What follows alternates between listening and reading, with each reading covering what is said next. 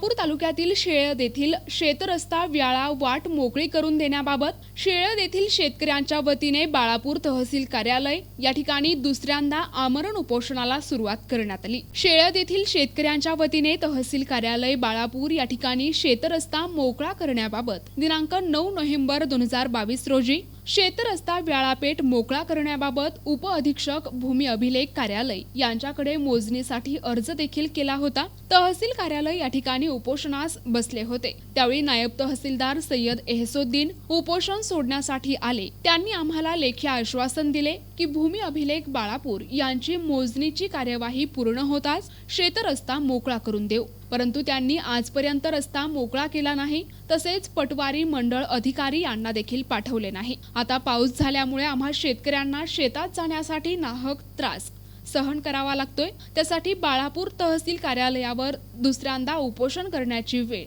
आम्हा शेतकऱ्यांवर आली असून जोपर्यंत आमचा रस्ता मोकळा होत नाही तोपर्यंत उपोषण मागे घेणार नाही, असा इशारा शेतकऱ्यांनी दिलाय। यावेळी रामसिंग पवार, जयसिंग पवार, बाबूराव अवसार, अजाबराव गाढे, बबन वानखडे, भिकाजी पवार, सुभाष गाढे यांच्यासह शेतकरी बांधव उपोषणास बसले आहेत। सरपंच ग्रामपंचायत शेळद सागर उपरोड वेळावाट संबंधित जे उपोषणाला शेतकरी बसलेले आहेत यांची बिकट परिस्थिती आहे।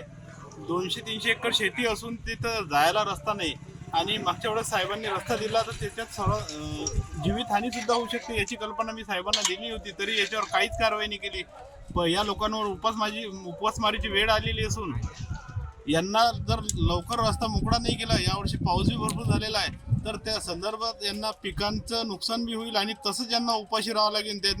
त्यामुळे यांनी निर्णय घेतलेला आहे की आम्हाला जर तात्काळ याची व्यवस्था नाही करून दिली तर आम्ही आमच्या जनावरांसहित तिथं उद्यापासून उपोषणाला बसणार आहे आणि यांना शासनाने तात्काळ योग्य तो निर्णय देऊन रस्ता मोकळा करण्यात यावा अशी मी शासनाकडे विनंती करतो। धन्यवाद। शेळदवासी आणि म्हणजे सर्व कास्तकार बंधू आम्ही रस्त्यासाठी मागणी करत आहोत।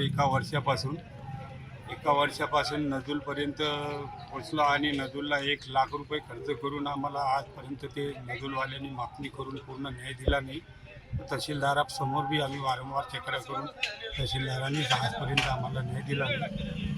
जर आम्हाला या रस्त्याचा न्याय मिळाला नाही तर उद्यापासून आम्ही आमच्या गुरा जनावरांसहित इथं उपस्थिती देऊ आणि रस्ता मिळेपर्यंत आम्ही उपोषण सोडणार नाही। प्रतिनिधी अमोल जांबोदे, NTV न्यूज मराठी, बाळापूर, अकोला।